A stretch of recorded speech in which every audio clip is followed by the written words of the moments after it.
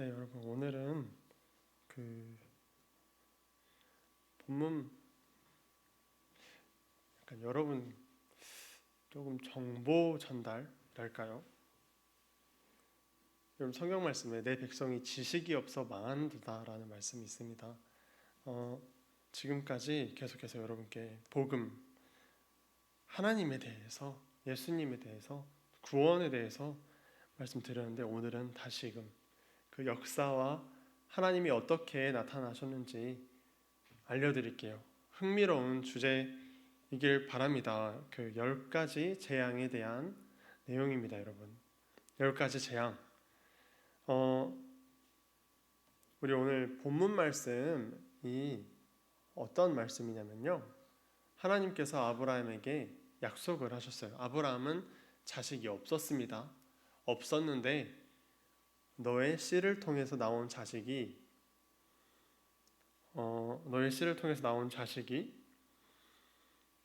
400년 동안 이방의 객이 된다라는 말씀이 있는데, 이집트로 가서 종살이를 400년 동안 하고 난 뒤에 큰 재물을 이끌고 나오리라라는 예언을 하신 거예요. 네, 지금 여러분이 표정이 아주 재미가 없어요. 여러분 파라오 아시죠? 들어보시죠? 성경에서 애굽이라고도 하는 이 나라는 이집트입니다. 그리고 이제 여기서 파라오에 대한 내용들이 계속해서 나오게 됩니다. 자, 요셉이 우리가 옛날에 요셉에 대한 이야기를 한번 했는데 요셉이 어떻게 끝났는지 기억이 나실지 모르겠어요. 요셉이 큰 흉년이 들었죠, 그 땅에. 그래서 요셉의 가족들이, 요셉의 아버지가 야곱이거든요. 그 요셉의 가족 전부가 70여 명 정도 됐습니다. 70여 명이 이집트로 와서, 요셉이 이집트의 총리였기 때문에 어떤 땅을 얻어서 거기서 살게 됐습니다. 그 후로 400년이 지난 겁니다. 자, 400년이 지났는데 70명이었던 사람이 400년이 지나니까 남자만 60만 명이라고 하니 남자, 여자, 어린아이, 노인 다 합쳐서 200만 명 이상일 것이다 라고 추정을 합니다. 이렇게 400년 만에 인구가 크게 늘 수 있느냐라는 질문을 하기도 합니다. 하지만 계산을 해봤더라고요. 해봤는데 33년마다 인구가 2배씩 늘면 가능합니다. 당장 우리나라만 해도 제가 들어가 봤어요. 우리나라 거기 들어가서 인구 조사 거기 들어가 봐서 1949년에 우리나라 인구가 2천만 명으로 나와 있는데요. 그로부터 36년이 지난 1985년에는 4천만 명이었습니다. 그리고 지금은 5,155만 명입니다. 33년 만에 2배가 느는 게 가능하다는 것이죠. 네, 우리나라도 그렇게 늘었으니까 앞으로도 늘면 좋겠지만 그건 좀 어려워 보입니다. 네, 그래서 이스라엘 백성들은 400년간 꾸준히 성장하면서 이집트에 이제 요셉이 죽었어요. 그리고 요셉을 예뻐하던 파라오도 죽었어요. 죽고 나니까 파라오의 자식이 다시 파라오가 되잖아요. 파라오는 여러분 왕이에요, 왕. 파라오라는 이름이 아닙니다. 이름은 무슨 람세스 1세, 2세 이렇게 내려갑니다. 자, 이제 요셉이 어떤 역할을 해줬는지 모르는 새로운 파라오가 나타나서 이스라엘 백성들을 종으로 삼기 시작합니다. 네, 이스라엘 백성들을 종으로 삼기 시작합니다. 그래서 400년간 종살이가 시작되는 것이죠. 국가의 3요소라고 여러분 아세요? 국가가 있으려면 3개가 필요합니다. 뭐냐면 먼저 국민들이 있어야겠죠. 국민, 그리고 영토, 주권 이렇게 필요한데 하나님께서 이스라엘 백성들을 지금 이렇게 불리는 이유가 있으세요. 하나님의 나라를 세우시고자 하십니다.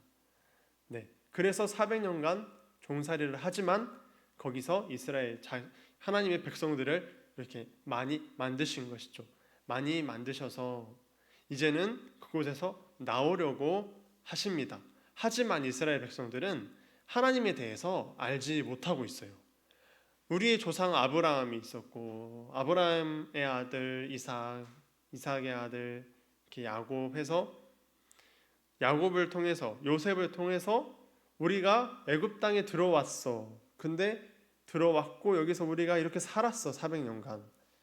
근데 하나님께서 인도하셨다라는 구전, 입으로 도는 그런 전해져 내려오는 이야기는 있었겠죠. 하지만 그분이 누구신데 우리를 400년간 종으로 내버려 두시느냐는 거예요.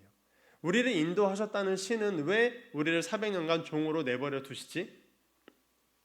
이집트를 봤더니 이집트의 신이 여러분 엄청 많습니다. 이집트의 신들은 이들을 풍요롭게 하고 막 권력이 크게 점점 더 큰 나라가 되게 하는데 왜 우리의 신은 우리를 버렸지? 아, 이집트의 신들이 부럽다. 혹은 이집트의 신들을 같이 섬겼겠죠. 네. 그래서 하나님께서 이제 이스라엘 백성들을 꺼내시기 위해서 10가지 재앙을 내리시는데 누구를 통해서 내리시냐? 바로 모세를 통해서 내리십니다. 여러분, 모세도 하나님을 만나고 나서 하나님이 누구신지 몰랐어요. 제가 하나님을 누구라고 할까요? 하자 하나님께서 나는 스스로 있는 자다 라고 말씀하십니다. 모세가 여러분 이스라엘 백성들을 떠나 있었습니다. 이 자세한 내용은 다시 나중에 한번 할게요. 떠나 있다가 다시 돌아와서 하는 말이 스스로 있는 신이 우리 백성들 보고 지금 그곳에서 나오라고 하신다라고 하자. 아니 400년간 잠잠히 감감무소식이었던 우리의 신이, 우리를 버렸던 신이 이제 와서 우리를 나오라고 하느냐, 파라오가 그걸 가만히 두겠느냐라고 백성들의 반발이 심합니다. 자, 지금부터 모세와 파라오, 스스로 있는 하나님과 이집트의 신들의 싸움이 바로 10가지 재앙입니다. 첫 번째 재앙입니다. 나일강이 흘렀어요. 나일강의 물이 피가 되고 물고기가 다 죽습니다. 여러분, 물이 그냥 물감을 타서 빨개졌다가 아니에요. 물의 성질 자체가 피로 변해버립니다. 실제 피로 변하면 여러분 썩겠죠. 썩어서 악취가 나고 물고기들이 다 죽어버립니다. 이집트에서는 어떤 나라든지 여러분 강은 생명 줄기였어요. 그래서 강을 항상 숭배했습니다. 강의 신이 있었습니다. 이집트에도 정말 중요한 이집트에 강의 신이 있었지만 강의 수호신이 자신들에게 많은 것들을 주고 있다라고 섬겼지만 그 신이 피로 물들어 버린 것이죠. 죽어버린 것이죠. 네, 바로 두 번째 재앙입니다. 개구리의 재앙입니다. 개구리 머리를 한 여신이 또 있었어요. 곡식을 성장시키고 땅을 주관하는 여신이 있었는데 그 개구리를 신성시했는데 개구리가 발 디딜 틈 없이 몰려왔습니다. 그래서 힘들게 됐죠. 괴롭게 됐죠. 개구리 머리를 한 신 역시 자신들을 도와주는 신이라 여겼지만 이 신도 우리를 괴롭게 하고 버리게 됐다라고 이집트 백성들은 생각했을 수 있겠습니다. 세 번째 재앙이 계속해서 옵니다. 땅의 먼지가 피를 빨아먹는 이로 변합니다. 우리는 이를 잘 몰라요. 네. 근데 우리의 부모님들은 아시더라고요. 땅에 있는 먼지들이 이로 변해버립니다. 이가 막 바글바글 끓게 되는 것이죠. 다산과 풍요를 상징하던 땅의 신이 자신들을 버렸다라고 생각하게 되는 것이죠. 네 번째 재앙입니다. 파리가 몰려옵니다. 파리떼가 가득 몰려와서 집집마다 가득하게 합니다. 여러분, 이집트 벽화를 보면 쇠똥구리가 많이 나와요. 그리고 파리 얼굴을 한 신이 있습니다. 쇠똥구리가 그 쇠똥을 굴려서 땅에 묻는 행동은 파리가 생기지 않게 하는 행동이라고 해요. 그게 큰 의미가 있지는 않은데 그 쇠똥구리가 지혜롭다라고 해서 지혜의 신으로 불리기도 하고 그래서 이 신은 케프리라고 하는 그 쇠똥구리 신도 파리가 생기지 않게 하는 그런 신도 이집트 사람들이 버린 것처럼 여겨지는 것이죠. 여러분, 아직 네 번째 재앙이에요. 아직 네 번째 재앙일 뿐인데 쭉 일련의 재앙들이 다 이집트의 신들과 관련이 있는 재앙들이었습니다. 이스라엘 백성들은 자신들의 신은 자신들을 버렸다라고 생각하고 이집트의 신을 부러워하던가 같이 숭배했을 거예요. 하지만 모세가 함께 온 스스로 계시는 하나님이라는 신은 모세가 갑자기 와서 이집트의 신들을 하나하나 깨부수기 시작하는 것입니다. 이거를 다시 말해서 하나님께서는 무엇을 지금 보여주고 계신 걸까요? 여러분, 하나님께서 10가지 재앙을 이집트 백성들을 혹은 파라오를 벌 주려고 주셨을까요? 아니요. 이스라엘 백성들에게 나는 이런 하나님이다, 너가 아는 모든 신들 위에 있는 하나님이다 라는 것을 알려주시기 위함도 있었겠죠. 자, 5번째 재앙입니다. 가축들이 다 죽습니다. 소의 얼굴을 한 미와 사랑의 여신이 있었습니다. 하지만 그리고 이제 소도 당연히 신성시했죠. 하지만 이 소가 다 떼죽음을 당합니다. 6번째 재앙입니다. 화덕에 있는 재를 공중에 뿌렸더니 이 재가 벌레가 되고, 벌레가 사람과 짐승들의 몸에 앉으면 물집처럼 종기가 나기 시작합니다. 악성 종기가 나기 시작합니다. 여러분, 이모탭이라는 신은 들어보셨을 것 같아요. 이집트의 이모탭은 의학의 신이고 그것을 섬기는 궁중에 마술사들이 있었습니다. 그 마술사들까지 전부 다 악성 종기가 나버리기 시작합니다. 7번째 재앙입니다. 하늘에서 우박과 불이 떨어집니다. 하늘의 신, 누트, 공기의 신, 그런 신들이 이집트를 벌하는 것처럼 보여지고, 혹은 그 신들이 망한 것처럼, 이집트 백성들을 버린 것처럼 보여지겠죠. 모든 재앙이 모세로부터 일어나고 있고 이스라엘 백성들은 피해서 일어나고 있습니다. 자, 8번째입니다. 메뚜기 떼가 몰려옵니다. 곡식과 짚과 모든 것을 다 갉아 먹어버립니다. 사막을 주관하는 신이 또 있었대요.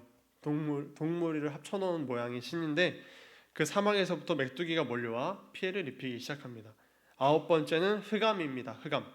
3일 동안 한치 앞도 보이지 않는 어둠이 내려앉았습니다.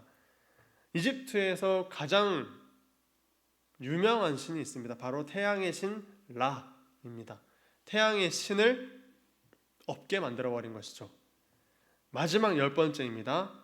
첫째, 장자의 죽음입니다. 파라오가 여러분 신으로 여겨졌습니다. 파라오는 라의 아들이다 라고 신으로 여겨졌는데, 그 신의 첫째 아들, 파라오의 첫째 아들 뿐만 아니라 이 파라오가 자신들을 지켜줄 것이라 생각했던 이집트 모든 백성들의 첫째 아들이 다 죽습니다. 다 죽어버립니다. 하나님께서 백성들에게 하나님을 보여주시는 겁니다. 너희의 신, 너희를 이집트로 인도했던 너희 조상들의 신, 지금 모세와 함께하는 스스로 있는 하나님이라는 신은 너희를 책임질 것이고, 너희가 생각하는, 너희가 봐왔던 이집트의 모든 신들보다 강하다, 나를 믿고 따라 나오너라 라고 알려주시는 것이죠. 자, 나오자마자 바다를 쩍 갈라버리고 구름기둥이 올라서 뜨거운 사막의 햇빛을 가려주고, 밤에는 추운 사막에 불기둥이 올라서 백성들을 따뜻하게 해줍니다. 왜? 하나님께서 너희를 택하셨기 때문이다. 하나님은 선택하시고 통치하시기를 원하십니다. 어렵지 않습니다, 여러분. 하나님은 하나님께로 나와서 나를 통치해 주시라, 내가 하나님의 백성입니다 라고 고백하는 백성들을 기다리십니다. 그리고 다 받아주십니다. 왜냐하면 원래 하나님의 자식들이기 때문입니다. 여러분도 하나님께 돌아오시기를 바랍니다. 지금 우리의 시대는 하나님께서 어떤 분이신지 우리에게 직접적으로 보여주지 않고 계시죠. 기적이 일어나지 않고 있죠. 왜일까요? 예수 그리스도라는, 여러분, 이보다 더 큰 기적이 없기 때문입니다. 그리고 예수 그리스도를 통하여서 죄가 해결됐다라고 성경에 써져 있습니다. 죄가 해결됐다는 것은, 우리가 예수 그리스도를 믿음으로 죄가 해결됐다는 것은 죄가 없는 우리 마음에 하나님께서 직접적으로 관여하실 수 있다는 것이죠. 그래서 가장 큰 기적은 내가 변하는 기적이 일어나는 겁니다. 여러분의 삶 속에서 기적이 일어나시기를 바랍니다. 겸손한 마음으로 하나님의 뜻을 알고자 하면 알려주시고, 성경을 통해서 하나님 자신이 어떤 분이신지 알려주실 뿐만 아니라 여러분의 눈을 열어서 더욱더 깊이 밝히 알려주시는데, 여러분은 알고 싶어 하시는가 스스로를 돌아보셨으면 좋겠습니다. 가장 중요한 것은 성경을 수백 번 읽고 외우고 그런 것이 아니라 여러분 마음입니다. 마음.